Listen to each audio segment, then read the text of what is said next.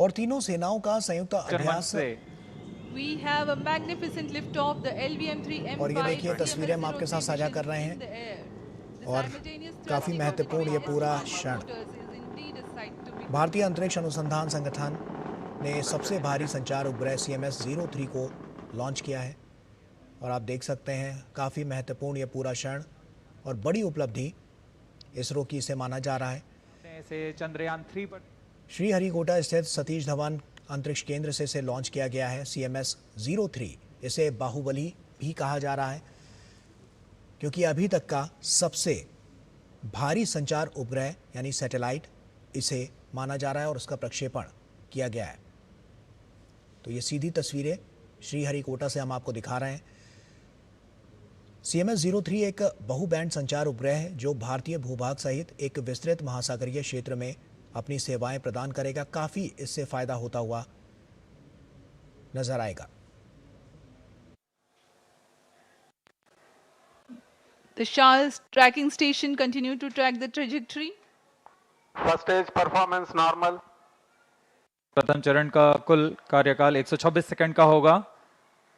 तत्पश्चात S-200 booster शांत हो जाएंगे और उन्हें यान से पृथक कर दिया जाएगा।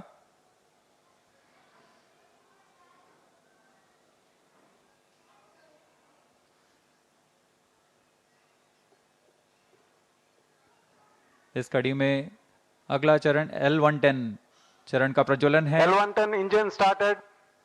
जी हाँ, इसकी पुष्टि हो चुकी है। द्वितीय चरण L110 चरण का प्रज्वलन शुरू हो चुका है। We have a confirmation from the Range Operations Director that the second stage L110 has commenced its operation. L110 engine performance normal. The two Vikas engines together generating 1600 kilonewtons thrust in its high thrust version. S-200 motors separated.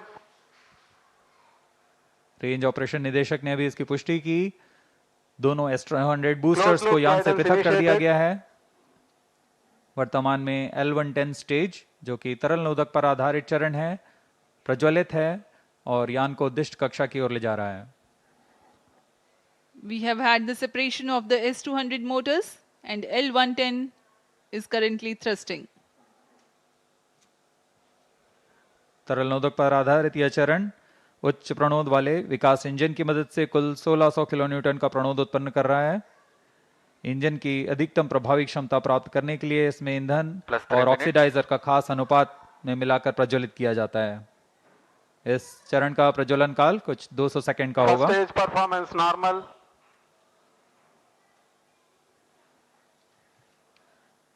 The tracking station at Charles Sriharikota continues to track and the Port Blair station will start to acquire signals at about T plus 200 seconds onwards. Now we have a separation of payload fairing. जी हाँ, अब यान 115 kilometre की ऊंचाई प्राप्त कर चुका है और इस वजह से यह घने वातावरण से बाहर जा चुका है। अब ऊष्मा कवच की आवश्यकता नहीं रह जाती, इसलिए इसे यान से पृथक कर दिया जाता है। The payload fairing has been jettisoned as the rocket has cleared the dense atmosphere. There's no need anymore to give aerodynamic shape to the rocket or to safeguard the satellite against aerodynamic heating. Plus 4 minutes.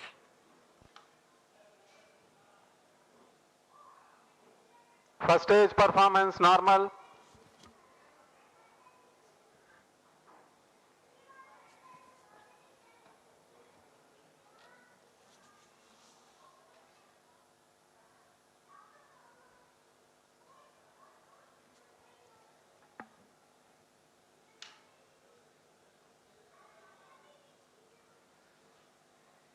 L110 stage वर्तमान में प्रज्वलनरत है। सामान्य निष्पादन करता हुआ द्वितीय चरण LVM-3 rocket का कुछ ही क्षणों में हम देखेंगे। यह L110 स्टेज अपना कार्यकाल समाप्त कर शांत हो जाएगा और कुछ ही उसके पश्चात क्रायो स्टेज का प्रज्वलन शुरू होगा। Cryo stage ignition authorized.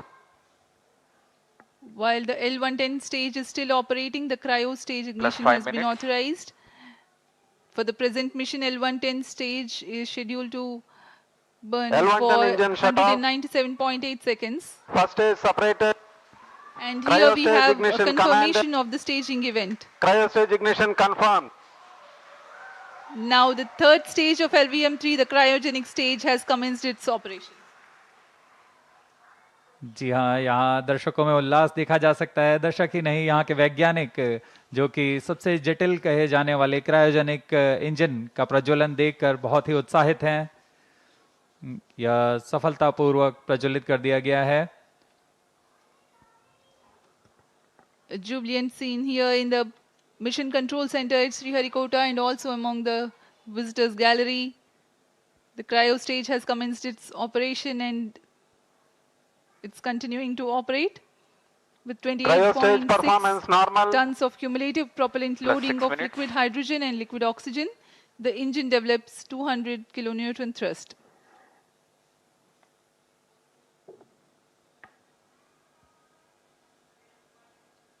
यान अपेक्षित पथ का पूर्णतः अनुकरण करता हुआ उद्दिष्ट कक्षा की ओर जा रहा है। LVM-3 रॉकेट के ऊपरी चरण को हम क्रायोजेनिक अपर स्टेज कहते हैं, क्योंकि इसमें क्रायोजेनिक ईंधन, लिक्विड हाइड्रोजन और लिक्विड ऑक्सीजन का प्रयोग किया जाता है।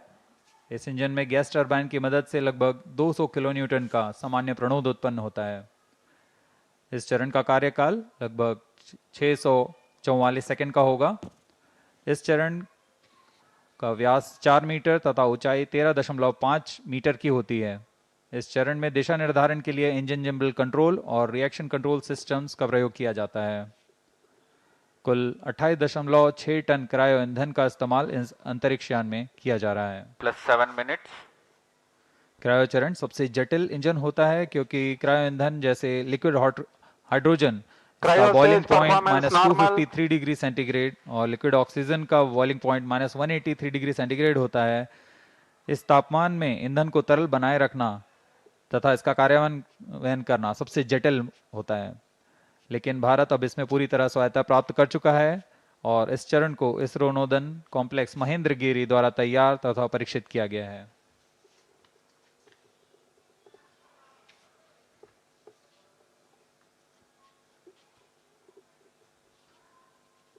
यह प्रमोचन पूर्वी दक्षिणी दिशा का है।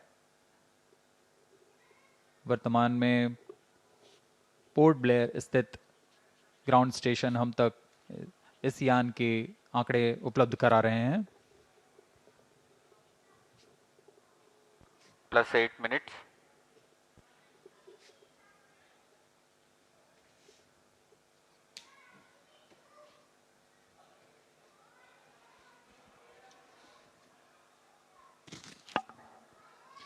The satellite for this mission is CMS-03, which is a communication satellite operating on multiple bands. It is meant to provide services over a wide oceanic region, including the Indian landmass. To enable constant visibility of a satellite towards a particular region on Earth, the period of revolution of satellite in orbit should be same as the period of rotation of Earth on its own axis. This practically can be achieved if the satellite is placed at a slot at Cryo stage 36,000 performance kilometers normal. above the equator. Launching a satellite into a geostationary orbit involves a meticulously planned series of steps. The LVM-3 Plus M5 9 rocket minutes. is expected to place CMS-03 satellite at an altitude of 180 kilometers with an inertial velocity of 10.15 kilometers per second. This orbit will have a perigee at 170 kilometers, which is the shortest distance of the satellite from Earth, and an apogee of 29,970 kilometers. That is the farthest it will be in the initial orbit, which is a temporarily stable orbit. The thrusters of the satellite are fired using the propellant carried on board at a precise point so that the apogee is at 36,600 kilometers. The next phase is the circularization of the orbit through a series of fine-tuned burns at apogee. That is how the satellite's velocity and trajectory are placed at a precise slot in geostationary orbit. The designated orbital slot determines the launch window. Maintaining a satellite in geostationary orbit, ensuring its effectiveness and longevity, is quite a task in itself. Gravitational perturbations due to the celestial bodies and the space weather are common causes for the disturbance of Cryo stage satellite performance normal. position from its slot. A process known as station keeping involves firing the thrusters to counteract these forces. Presently, the cryogenic stage is operational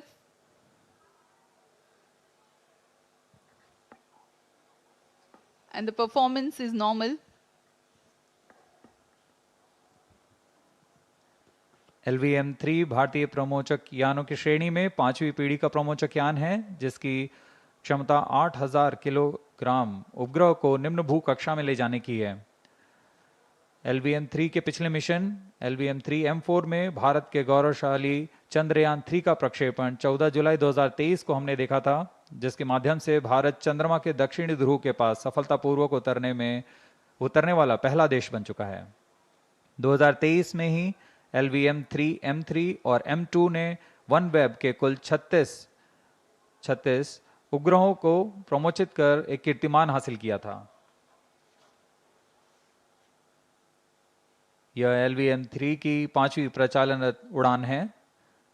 जून 2017 से शुरू करते हुए 2 विकासशील उड़ानें हुई और उसके पश्चात LVM-3 रॉकेट को पूर्णतः प्रचालित कर इसमें 4 प्रसिद्ध प्रमोचन हो चुके हैं, जिसमें चंद्रयान 2, OneWeb के 2 मिशन और चंद्रयान 3 शामिल हैं। इस कड़ी को आगे बढ़ाते हुए आज हम देख रहे हैं CMS-03 का प्रमोचन, और दर्शकों को याद दिला दें, यही वह प्रमोचक यान होगा जिसमें कुछ आवश्यक बदलाव के साथ गगनयान के रूप में प्रयोग किया जाएगा।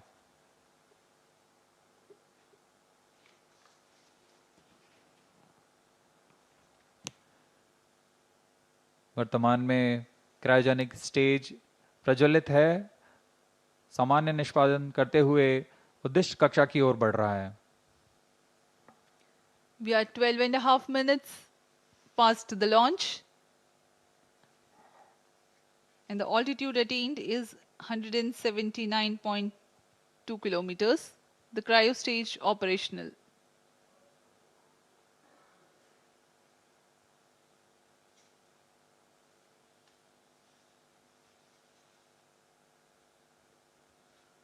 आप देख सकते हैं पूर्णतः अपेक्षित पथ का अनुकरण करते हुए LVM-3 launch vehicle.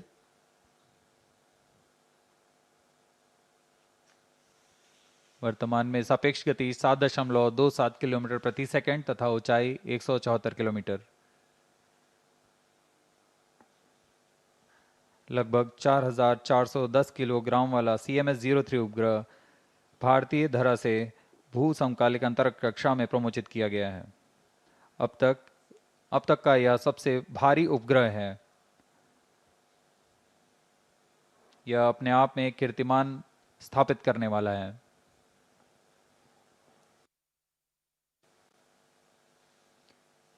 Cryo stage performance normal.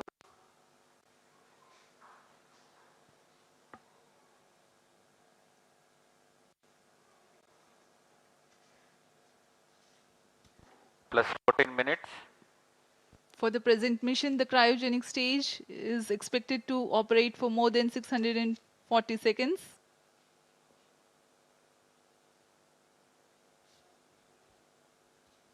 CMS-03 संचार उपग्रह बहु स्पेक्ट्रमी संचार उपग्रह है, जो भारतीय भूभाग सहित एक विस्तृत समुद्री क्षेत्र में अपनी सेवाएं प्रदान करने जा रहा है।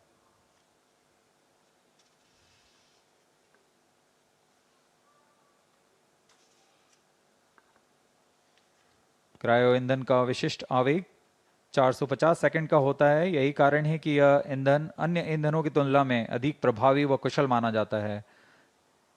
यही संख्या पृथ्वी भंडारित ईंधन के लिए 315 सेकंड और ठोस नोदक के लिए 275 सेकंड की होती है।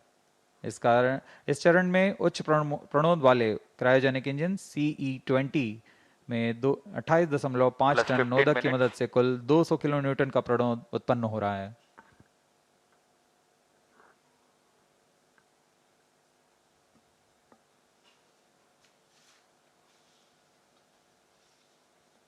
कुछ ही क्षणों में अंतःक्षेपण की स्थितियां प्राप्त कर ली जाएंगी। तत्पश्चात क्रायोजेनिक स्टेज बंद हो जाएगा और हमारा अंतरिक्ष यान CMS-03 को उद्देश्य कक्षा में Cryo stage स्थापित किया performance जाएगा। normal. The trajectory of the rocket is closely following the prediction. In a few seconds from now, the cryogenic stage would have completed its operation. Up next, we will be watching the satellite injection into its intended orbit.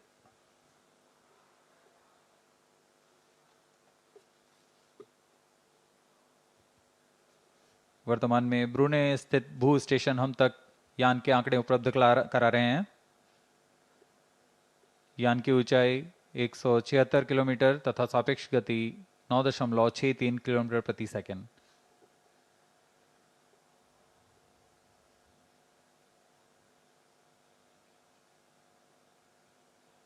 Cryogenic stage के सभी तंत्र सामान्य निष्पादन करते हुए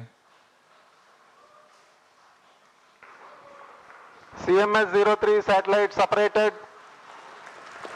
जी हाँ, इसकी पुष्टि हो चुकी है। CMS-03 अंतरिक्ष यान को सफलतापूर्वक उद्देश्य कक्षा में स्थापित कर दिया गया है और इसके साथ ही यह मिशन सफल होता है। We have had a successful mission of LVM-3M5 CMS-03, 8th successful mission for the LVM-3 rocket, 5th in its operational series. CMS-03 delivered into its intended orbit.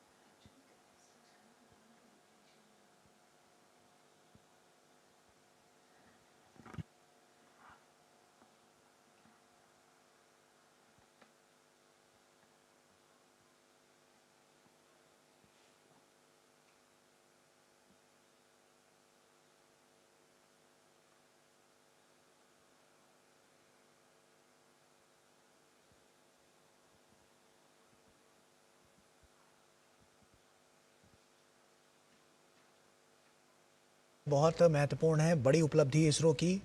CMS-03 जो कि भारतीय भूभाग सहित एक विस्तृत समुद्री क्षेत्र में अपनी सेवाएं प्रदान करेगा, काफ़ी फ़ायदा इससे मिलता हुआ नजर आएगा। ये उपग्रह यानी कि जो सैटेलाइट है वो नौसेना के लिए कनेक्टिविटी को काफ़ी बढ़ावा देगा। सुरक्षा मापदंडों पर अगर देखें तो भी काफ़ी ये महत्वपूर्ण हो जाएगा। इसके अलावा ये उच्च क्षमता वाली बैंडविड्थ भी प्रदान करेगा, जिससे जो कनेक्टिविटी है वो बहुत ज़्यादा बेहतर नज़र आएगी। और जो दूर के क्षेत्र हैं डिजिटल पहुंच में, वहां पर भी सुधार इससे मिलता हुआ नज़र आएगा। साथ ही साथ नागरिक एजेंसियों को भी इसमें मदद मिलेगी और रणनीतिक अनुप्रयोगों में भी सुधार इससे मिलता हुआ नज़र आएगा। काफ़ी वजनी है ये, 4410 किलोग्राम वजनी CMS-03 जिसका प्रक्षेपण किया गया। भारतीय धरती से भू समकालिक स्थानांतरण कक्षा में इसे प्रक्षेपित किया जा रहा है और ये सबसे भारी संचार उपग्रह होगा, यानी कि ये सबसे भारी कम्युनिकेशन सैटेलाइट होगा। LVM-3 के पिछले मिशन ने चंद्रयान 3 मिशन का प्रक्षेपण किया था, जिसमें भारत चंद्रमा के दक्षिणी ध्रुव के पास LVM-3M5 launch vehicle has injected CMS-03 spacecraft to the intended orbit. Mission has been successfully accomplished.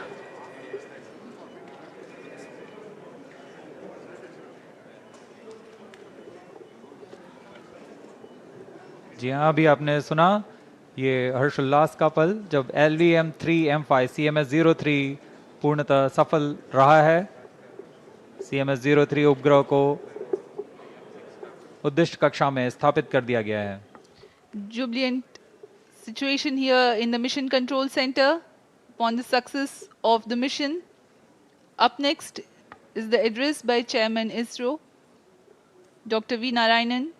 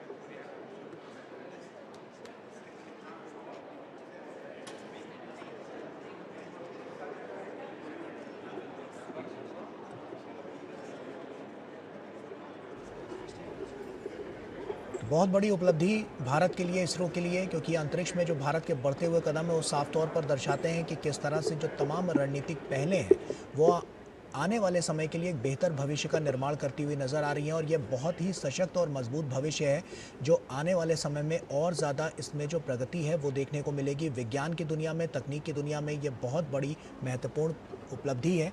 साफ तौर पर डॉक्टर वी नारायणन जो इसरो के चीफ हैं, इस बड़ी उपलब्धि के लिए सभी को बधाई देते हुए और शुभकामनाएं देते हुए, काफ़ी लंबा संघर्ष जो इसरो ने देखा है और उसके बाद जिस तरह का सपोर्ट केंद्र सरकार की तरफ से मिला है, उसके बाद अब ये भारत के जो बढ़ते कदम हैं वो अंतरिक्ष में नए कीर्तिमान रचते हुए नज़र आ रहे हैं। और ये सब कुछ सफल परीक्षण के दौरान होता हुआ नज़र आया है जब CMS-03 को प्रक्षेपित किया गया और उसके बाद अब आगे की जो कार्यप्रणाली है उसकी प्रक्रिया को तेज़ किया जा रहा है।